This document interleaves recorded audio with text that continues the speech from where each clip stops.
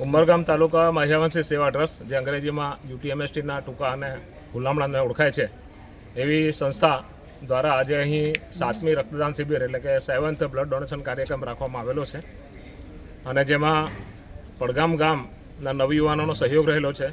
સાથે સાથે ગામના આગેવાનો, સમાજના મહિયાવંશી સમાજના જે આગેવાનો છે એમનો પણ સારો સહયોગ રહ્યો છે. અત્યાર સુધી 25 બોટલ જેટલું રક્તના યુનિટો અહીં ભેગા થઈ ચૂક્યા છે.